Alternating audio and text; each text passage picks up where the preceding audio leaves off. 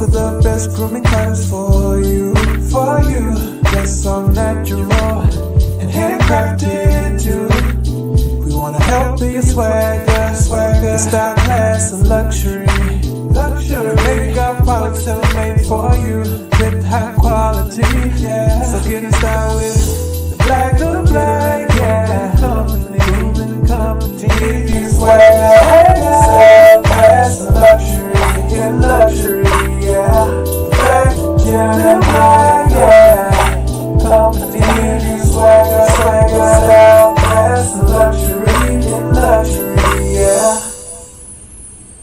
Located at www.theblackgent.com.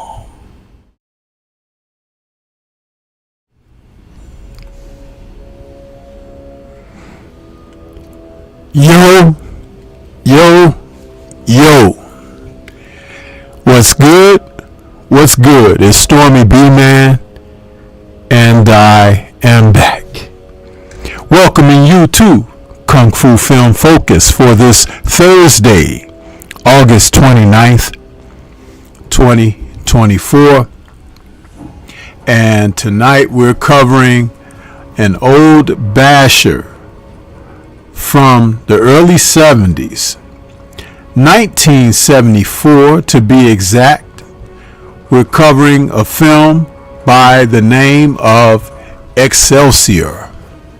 Now this is an independent basher film that flew under the radar in a lot of places, but when Kung Fu films were being made available on VHS in the late 70s and early 80s, there was a company called Ocean Shores Video that would release a lot of these old bashers. And I'll tell you something. The films that got released in the Ocean Shore Video pack, they were not always released in the theaters. A lot of them were in Mandarin. A lot of them played in the Mandarin theaters that were in Chinatowns in America. But it was still a great opportunity for people to go back and revisit some of the stars that you had come to know throughout the 70s and early 80s. Excelsior is one of those films. And familiar faces played in this film. Very familiar faces. One of the stars that I really had an admiration for during that time was Chang Yi. Chang Yi was the star of this film, along with Raymond Lou. Raymond Lou is also a famous action movie star and director from the 70s and 80s. And the two paired up in this old basher that gave us a chance to see somewhat of a more detailed story than just action where guys are fighting. And we'll get into the plot of that story. Welcome everybody. Come on in, smash the like button as you come into the building, and allow yourself to learn a little bit about this independent film. Some of you, if you are real aficionados like myself, you may know this film. Others, you might be saying like, what? Excelsior? What the heck is that? Understand that sometimes the Hong Kong film industry, they titled films in a weird manner. Sometimes the titles would not even give you much to understand where the plot of the film was coming from or whatever. So it's one of those cases when it came down to the film Excelsior. Some film posters had it dubbed as simply karate. And that was because the Kung Fu film craze was starting to take off around the world and being introduced in the US. People often refer to these films in the US as karate movies. Nothing could be further from the truth, because coming from Hong Kong primarily, Taiwan also, Kung Fu was the appropriate title for the action. Karate stems from Japanese culture, but at the same time, you didn't see a lot of Japanese karate films being distributed on an international basis. It was after the Kung Fu film craze started that the influx of, or the influences of, Chinese Kung Fu films got the Japanese to start to incorporate their own films featuring karate action for the audiences. I got a message in the chat there from Welcome Down Ram. He says the mic was peaking a little bit. Thank you for that, brother. You know, these audios, they adjust on their own, and then you have to go back. You don't realize something until once you go live, but I appreciate that.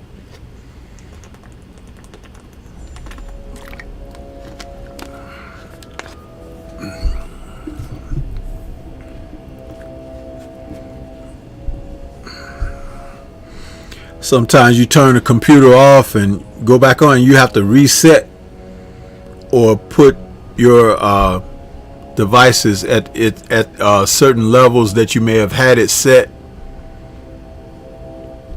especially if there are updates to your laptop.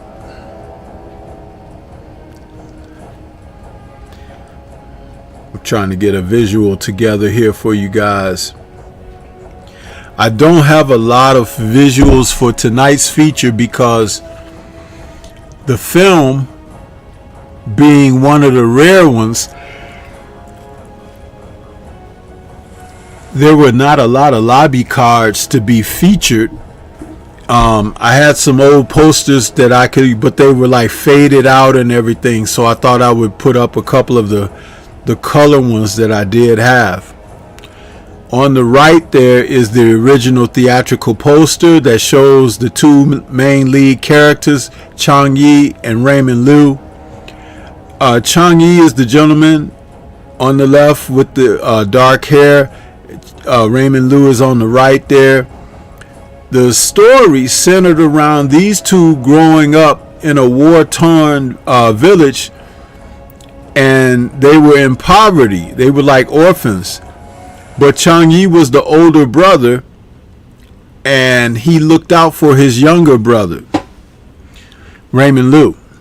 And as children, they put tattoos on their arms to identify one another in case they got lost during the war and things of that nature. And they did end up getting separated. What was interesting is that as they became young men, they took two different routes in life. Chang Yi ended up becoming like a police officer or official, and Raymond Lou was ingratiated to mob activity because he was a good fighter. And you know, in these kind of films, when someone is a good fighter, the bad guys will always try to get you to join their ranks.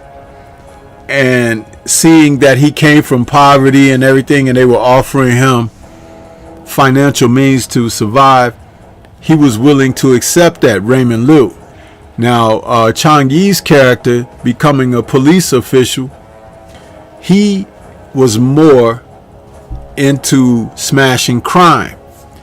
And lo and behold, would you have it that they would run across one another as adults, but they didn't recognize one another initially. There are a number of other characters that played in this film that are very familiar. As I put images up on the screen, I'm putting up Chang Yi right now, followed by Raymond Lou. Then we have veteran actor Lung Fei, who has played a baddie in many Taiwan and Hong Kong martial arts and action films. Lung Fei is really noted for playing opposite the likes of Jimmy Wang Yu in a lot of his films. Then we have Mao Tan, who is also known as a noted baddie in these type of films. And also we have Tan Mei Fang. Tan Mei Fang is a female actress who played in these films in the early 70s. And she didn't stick around for a long time. I think she ended up getting married and left the industry. The film is directed by Wu Min Sung. Now, Wu Min Sung is a guy that had been around a long time during this era, and he had a chance to direct this film, and he was known to star in about 20 martial art films himself. And he directed 24 films, including this film, Excelsior. Now, one other film of his that he directed that was right around this time, Chase Step by Step, The Supergirl of Kung Fu, The Big Fellow, another Chang Yi film called Stormy Sun. Now, Stormy Sun is a film, I really should have reviewed that one before this one, but it really doesn't matter about the pecking order. But Stormy Sun was known also as Superman Chu. A lot of people may remember that film title from the early 70s. Well, Chang Yi played Kung Fu man expert, and he was always bashing gangs and gangsters. One of my posters that I use for Kung Fu Film Focus is actually from his theatrical poster art for Superman Chu, aka Stormy Sun. Chang Yi came up from the opera school of martial arts too, meaning that he was along the lines of guys like Sammo Hung and Jackie Chan. He knew weapons, he knew different forms of martial arts and gymnastics. And in the early 70s, when the films began to shift from sword play to hand action, he was one of the stars that they pulled in because he could handle the choreography relatively easy. After serving a stint in Shaw Brothers as one of their sword actors, he branched quite well and easily over into the Kung Fu film genre. Chang Yi was born in 1945 in Guangdong, China, and he has a filmography of over 96 films. Some of the more memorable titles outside of this and the film that I mentioned, Stormy Sun, he starred in films for Golden Harvest, also alongside of Jimmy Wong Yu. He starred in films like Bells of Death, A Taste of Cold Steel, Secret of the Dirk, The Crimson Charm. Those are all Shaw Brothers films. Then in the 70s, he joined Jimmy Wong Yu with films like The Fast Sword, Invincible Sword, Duel for Gold, Call to Arms, Lady Whirlwind, The Tormentor, The Chinese Dragon, Four Real Friends, also known as Dragon Squad. He was very active in the early 70s, Chang Yi. And after around 1975, he started starring in films where he would end up playing a bad guy a lot. And it turned out that audiences preferred him as a bad guy rather than a hero. So he began to star in films where, you know, he was a white-haired priest. He was always a Shaolin renegade or something like that. And he was very popular as a character like that.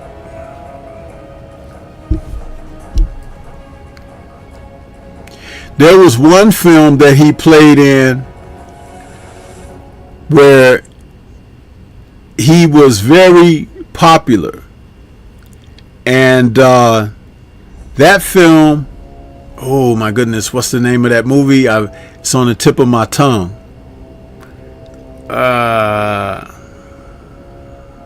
Shaolin Kung Fu Mystagogue. He played a villain in that film opposite Carter Wong. And his character had these weapons that spinned like stars, but they called them the bloody birds, and he would throw them and they would come back to him like the guillotine, you know, and they would cut people's arms off and stuff like that.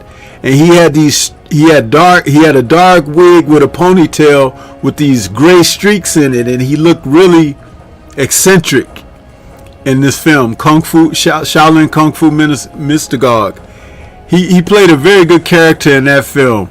Chang Yi he's a pretty good martial artist. I would have loved to see him play in a Bruce Lee film, because not only was he a pretty good actor, but also a pretty capable martial artist. Now, when we talk about Raymond Lou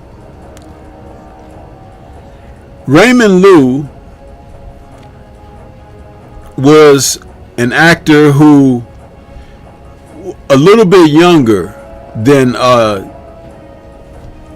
Chang Yi, but his filmography lasted from 1969 to 1994, and he starred in over 18 films. As a director, Raymond Lou directed 8 films. He wrote 6 and produced 4. But the films that he starred in he always played a slick-like character, sort of in the vein of Alexander Fuxing. But they also referred to those kind of characters when they played them like that as like the rascals. They called them rascals, guys who were always into something. They weren't necessarily bad guys, but they weren't 100% good either. They were just kind of somewhere in between.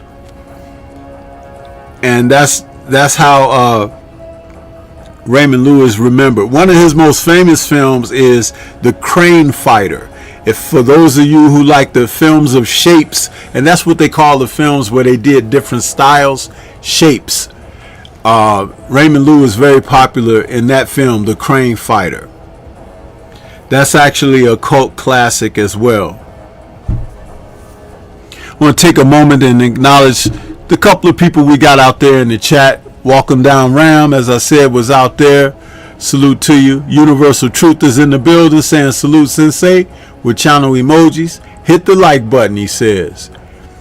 And Ram is saying, oh, it's leveled out now, the sound. That's good. Thank you.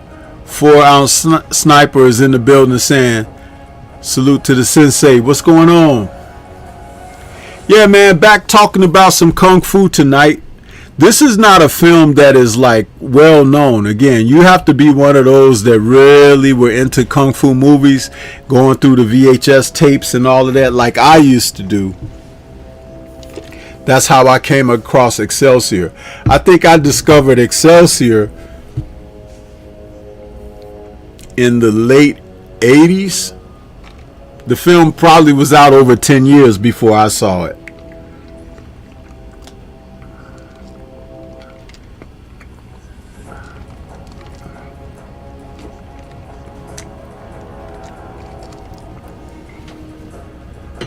Pardon me, family. I was just taking a little drink because throat gets a little parched when talking over this mic. Salute to the brother, the Black Martial Arts Society healer, the teacher, and Focus Ball. What's happening with you, brother? Good to see you this evening. Hope you're doing well. Welcome down says, I miss those old Kung Fu Saturdays on CBS and ABC. You had them on CBS and ABC there? We never had them on those stations here. Those were considered major stations here in the Chi. We got them on, there was a WGBW, Channel 60, and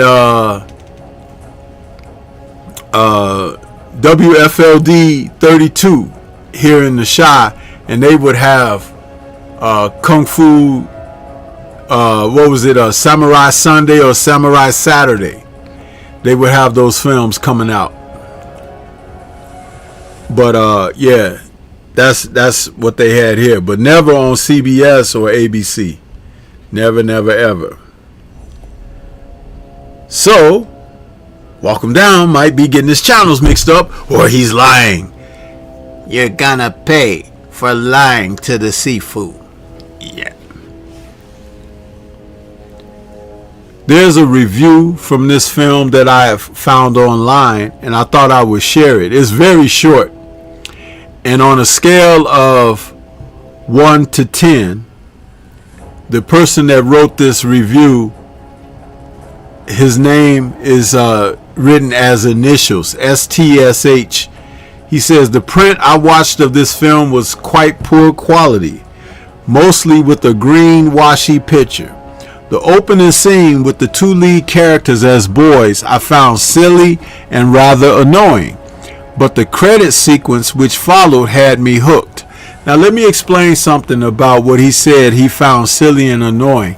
The opening of the film showed the two little boys in a war-torn village trying to survive, and Chang Yi, being the elder of the boys, was looking out for their both best interests, and he was afraid that his younger brother might get lost, which he ended up doing, and they got separated. But films like this, if you don't really understand the culture, then you find it a little difficult to be able to follow certain thematics of storytelling. Some kind of way, I was fortunate enough to pick up on a lot of that when I was young. I don't know. I don't even know where that comes from. Maybe a former life or existence. But I always had some type of understanding about this culture when I was watching these films. It was just something really amazing about that, and familiar. As the two were separated, I said they grew up and they began to go on different paths in life. He goes on to say, the remainder of the film I found quite watchable. Though far from a classic, there's not as much food as there could have been, and for the first 3/4 of the film is pretty poor. For instance, most of the punches are very obviously pulled. The final fights are a lot better. I enjoy because of the good cast and that I'm a big fan of Chang Yi and Raymond Lou. And also because the script is quite well done. Not a great film, but not bad either. Now you see, this person gave a mixed bag review of the film, which means that what I'm saying about it is pretty spot on. It's a pretty good kung fu film. It's well acted, but the action is still a little crude, and that's primarily due to the era that the film was made. More polished martial arts were yet to come. When these type of films kicked off, they were still cutting their teeth on the action. Remember, swordplay lasted from the 50s through the 60s. In the early 70s, with Jimmy Wong Yu's The Chinese Boxer, ushered in some kung fu films. Now, there was another kung fu film that came before The Chinese Boxer called From the Highway, and that was a real hand-to-hand martial arts action type film. But the stars of that film, made by the old Cathay Studios, they weren't as prominent as Jimmy Wong Yu, who was more established with Shaw Brothers swordplay films before he ventured off into hand-to-hand action.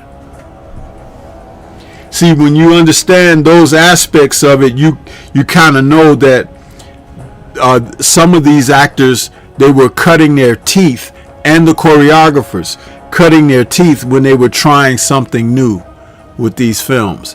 By the late 70s, hand-to-hand action was totally off the chain, but everything was really crude in the early 70s.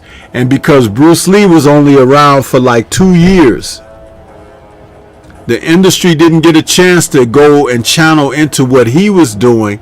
They had to go and find a new way all over again because he passed so early in his career of doing these type of films. Yeah. Let me almost forgot to put myself out here on the screen so you guys can see that Stormy is in the building. Let's see here. I gotta put this poster.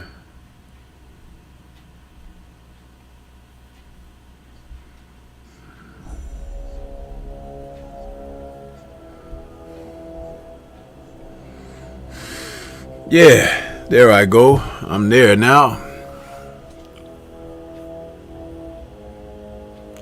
Anybody got any questions about this film for me? Because like I said, I don't have a lot of images for tonight to show you. Walking Down Ram says, is that when Bruce Lee hit the scene? Well, this film came out in 74, I'm sorry. But Bruce Lee, his first kung fu film in Hong Kong was The Big Boss, and that was 1971. He followed it up in 1972 with Fist of Fury and Way of the Dragon. Into the Dragon came in 1973.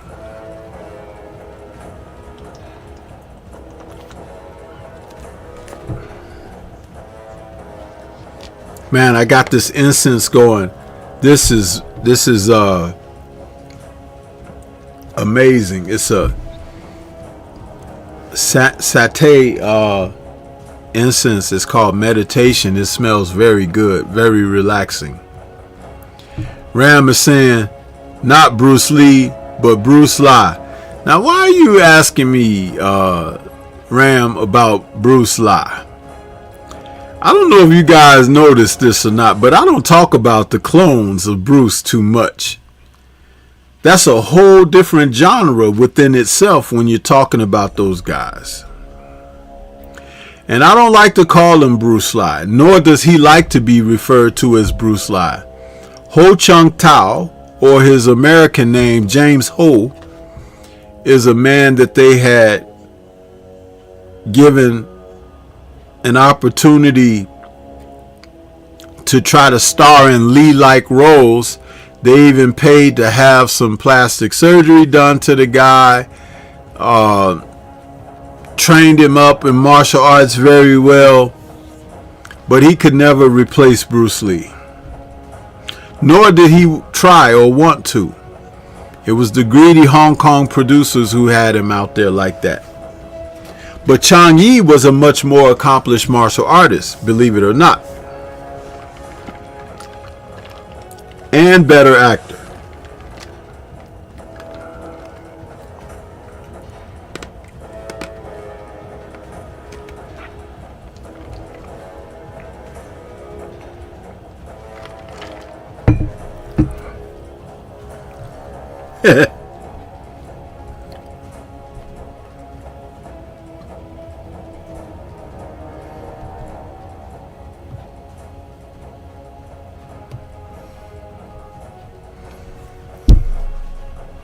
Yeah, I was asking if you guys had any questions, though.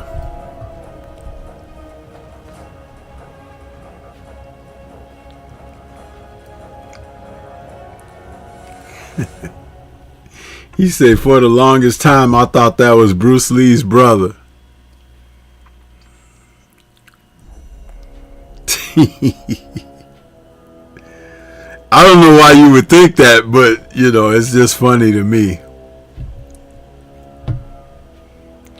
Maybe you associate because in some of the movies he played in, his character was supposed to be a brother of a character that Bruce Lee played or something. Well, I don't know, you know.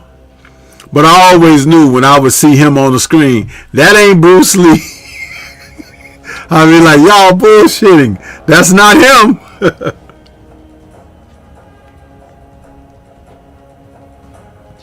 Champion Heart is out there. He says, I'm listening. I can't jump in the chat. I got you, Champion Heart. Glad you're out there, brother.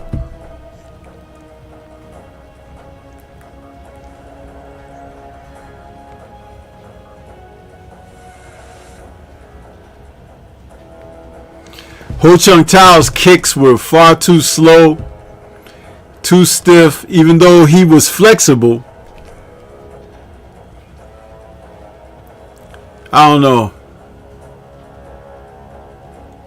I just got the impression that sometimes he was like a mixed bag. Some of his films he would get in real good shape and be kind of lean and kind of muscular. In other films he was kind of pudgy and fat. I don't know what was going on with Ho Chung Tao during his career. Have no idea. Ram says, I was like 6 or 7 years old. So was I. In the early 70s. But see, Ram, that just goes to show you, I've been a sensei a long time. I could have been teaching you even then about these kung fu films. That is not Bruce.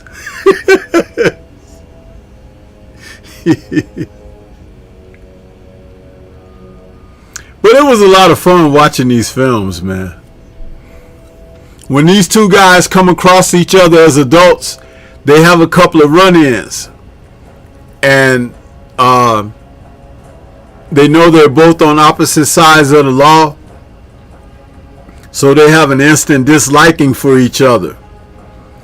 But later as the film goes on and comes around, they keep running across one another.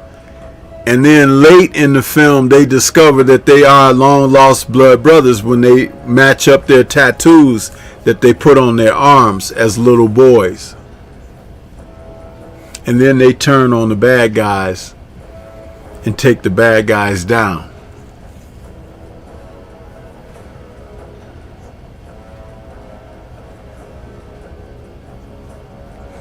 Yeah.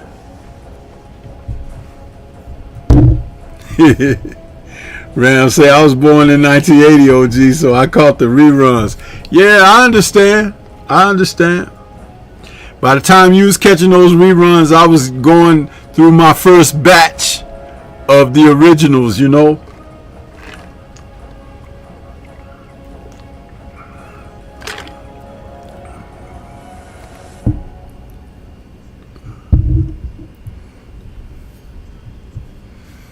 Where's my man Shogun 76? Now he's the one that be up on all of these films, like myself.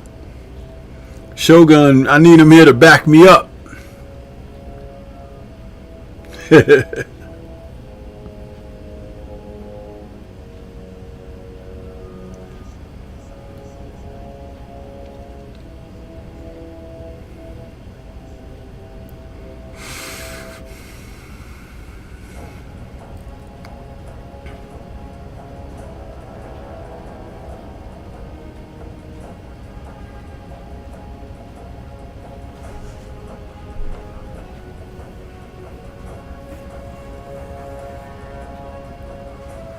Like I said, this film is not stellar on the martial arts action, but it is a film where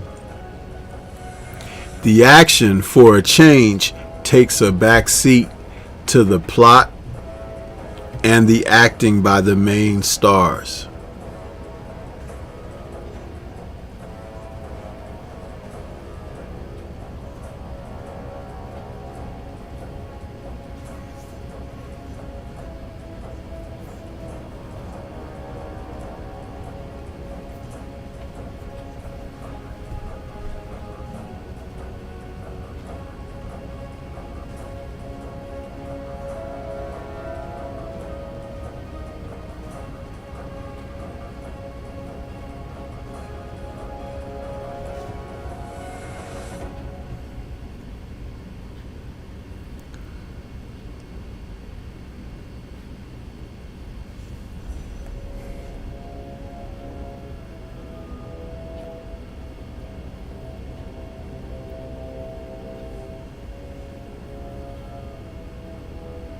I don't know, for the couple of you who was out there when the show started, Ram and Universal, how did you guys like that intro, huh? That was my latest intro. I made it a few months ago. I played it a few times with these shows already, but I was just wanting a little feedback on it. I found some very special music to put with that, so I was kind of proud of myself with that.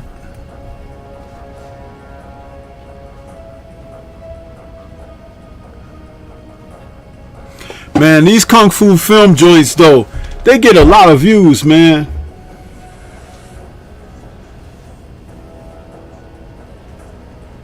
Yeah. Look at here, Ram is asking, have I done a breakdown on the kid with the golden arm yet? Yes, I did, Ram. Where you been, huh?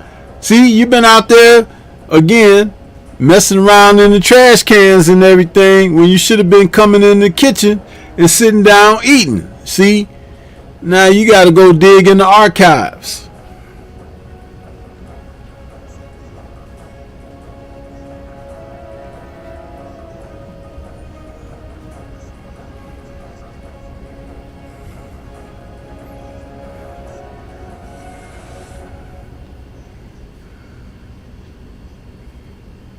Yeah, I did the kid with the golden arms about a month ago. And see, I can do all the Shaw Brothers, but I purposely don't do all the Shaw Brothers because that's, people think that those are the only Kung Fu films. No, there's hundreds of Kung Fu films outside of Shaw's, and I'm going to make sure I go through some of them.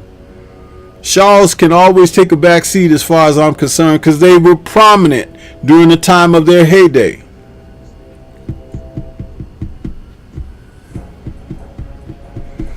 Yeah, Ram, listen, that it should be on my front page though, because it was just a few weeks ago that I did it. But yeah, matter of fact, when I go look at it, let me see. If I go to my page, go to lives, kid with the golden arm. Let's see, as I scroll down.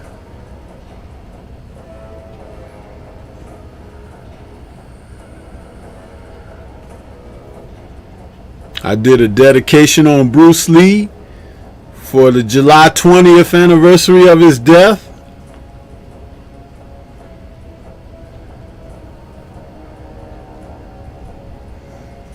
Yeah, 1 month ago, with 15,000 views. Ram, Kid with the Golden Arm. I did it 1 month ago. 15,000 views. You see now, Stormy. Listen, but you see why I be saying now people be watching my stuff, but they don't want to hit my like button and everything. 15,000 people watch my Kid with the Golden Arm.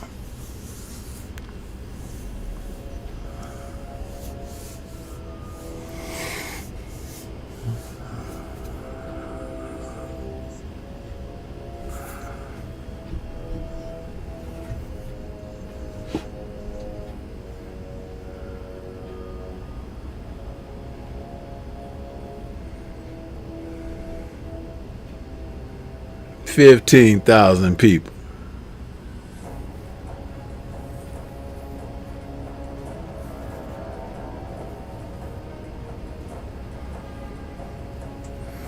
And then a couple weeks after that, I did the Dragon, the Hero, with John Liu, Tino Wong, and Dragon Lee. Then after that, I did the Tournament, Angela Miles film. That only had 800 views. They wasn't feeling that one too much.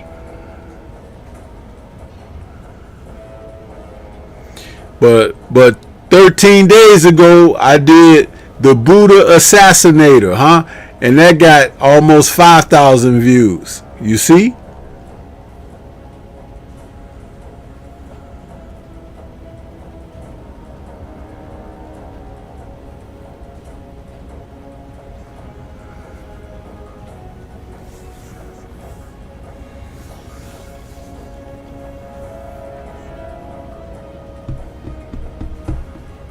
Yeah, because it's Shaw Brothers, Ram. It's Shaw Brothers. Everybody knows Shaw Brothers, so they see that title in the engine, in the search engine, and here they come.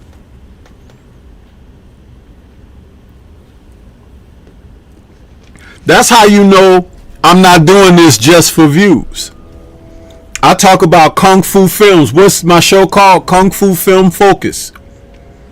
I talk about movies you ain't never even heard of before. But I talk about the popular ones too. If I was only looking for views, trying to make money off of this thing, I could do a Shaw Brothers film every week. That's not what I'm trying to do.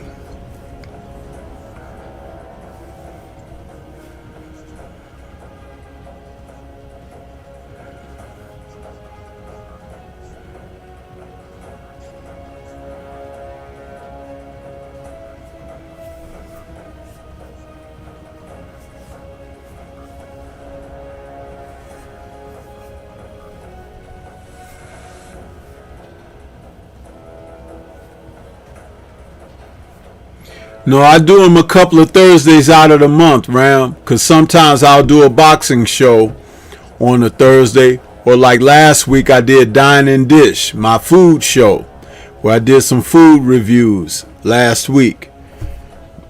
You know, I'm versatile here. But Thursdays are meant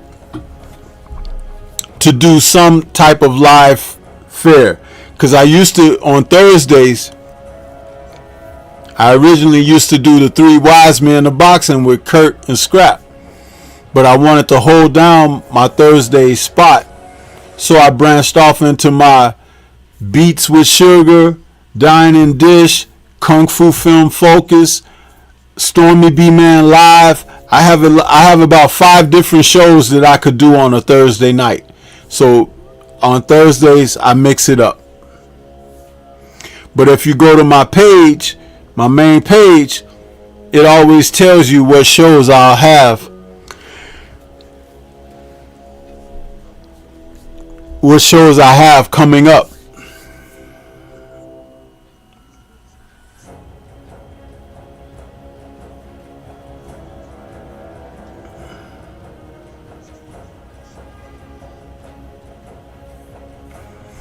Yeah, I know, Ram. I know you guys be over there doing that.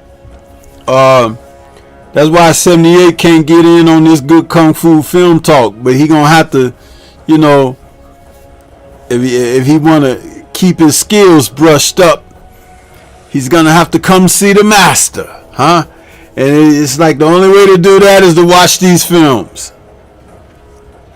Cause he gave me a couple of recommendations, and I did reviews on those. Like he likes Pai Mei, you know, the white eyebrows, Prince. So I did a show on him. Dragon Fist, he likes that. I think that's one of 78's favorite films. That's Jackie Chan. So I be on it, man. My Kung Fu films reviews, Ram, I think I've done over 100 of them already. Yeah.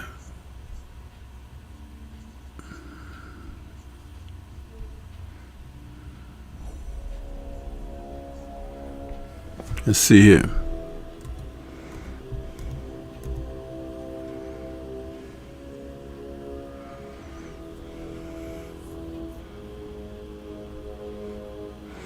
Yeah, I've done over 110 Kung Fu film focuses, bro. So if you go into my library, you'll see it's a whole bunch of them.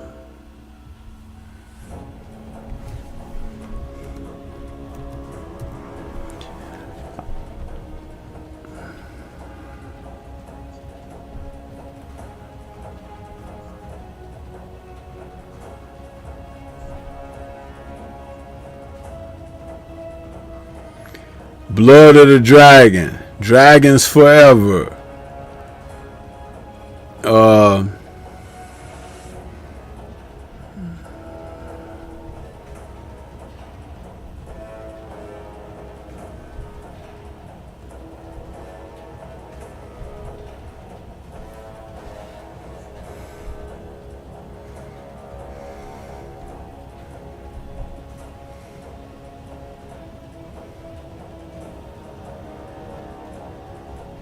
Man of Iron, Shaolin Wooden Men, The Unbeatable 28, The Mystery of Chess Boxing, Death Duel of Kung Fu, Come Drink With Me, Broken Oath, The Gold Connection, The Fearless Hyena,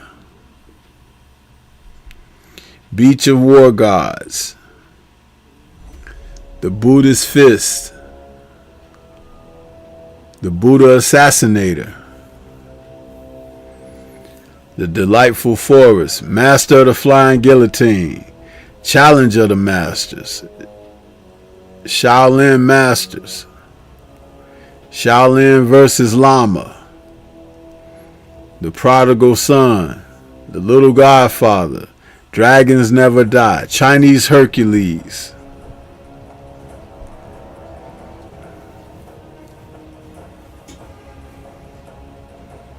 Born Invincible,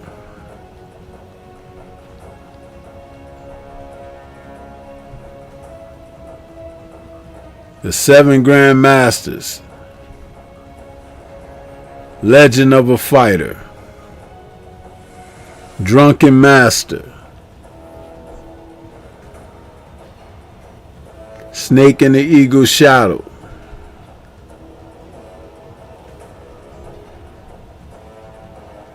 The Man from Hong Kong,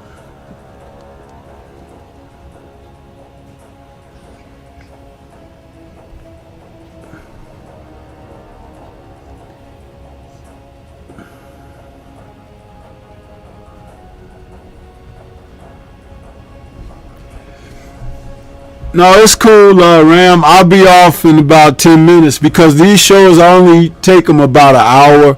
But you can always go back and catch the replay or whatever. That's cool. You know, take care of your children, man.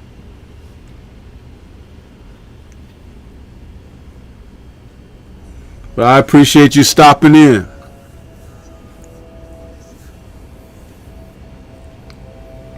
But I do try to give people a chance to ask me questions and stuff because that interaction, that's what helps make the show flow. So if it's people out there just watching, you know, is listening to me and, you know, ask questions. There's no such thing as a stupid question.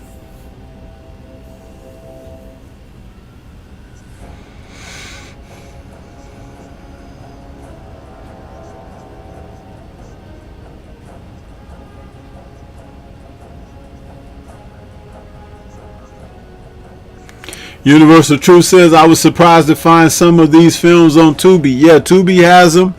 And the other one, what's the other one? Tubi and the other one. There's another channel.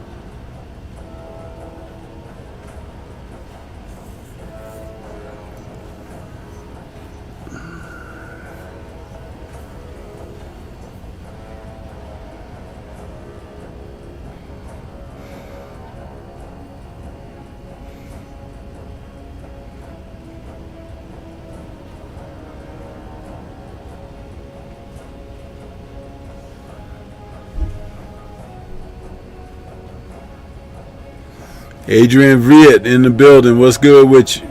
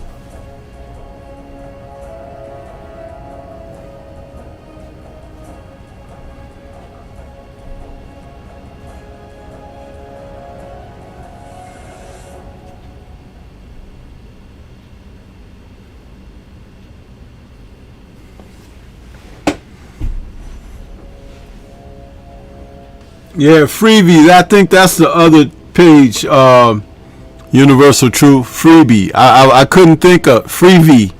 I couldn't think of the channel.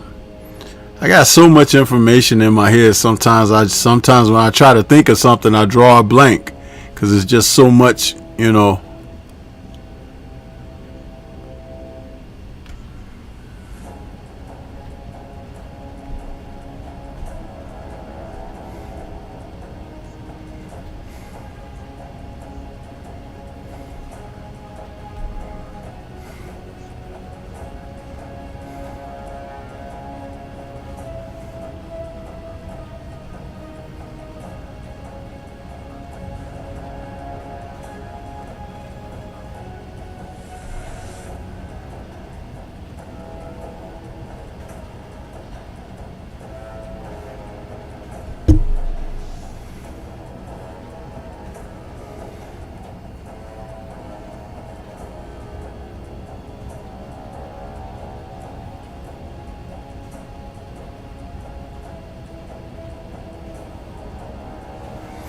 Yeah, but when you watch these films with Chang Yi, man, that gentleman, he started out,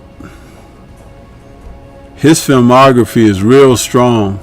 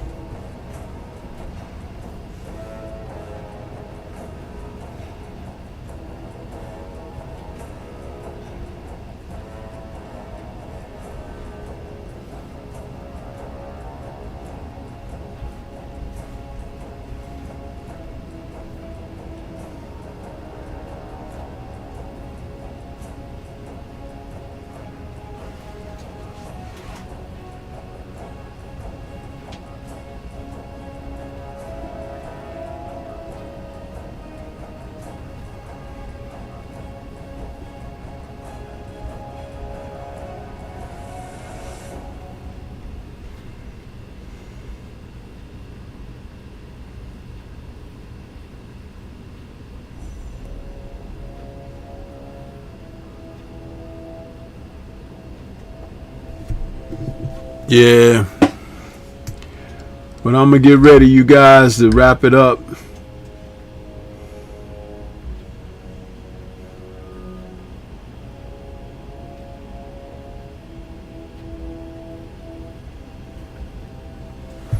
But I appreciate everybody that did come out, man. But Excelsior is a film that, again, if you are a person who enjoys either Raymond Lou or Chang Yi, it's worth taking a peek. Early in both of their careers, and there is a lot of action in there, but it's like it's toned down, hand-to-hand foot combat action. But yeah, check them out.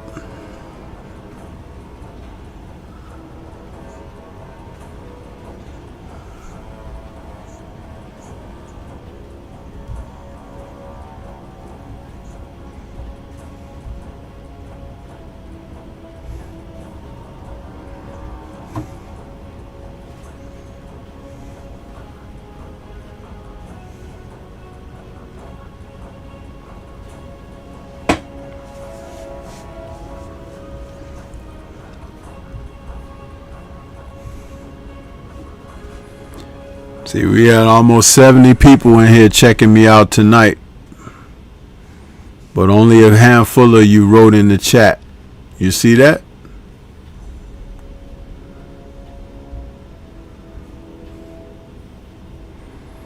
I can't force the hand on that.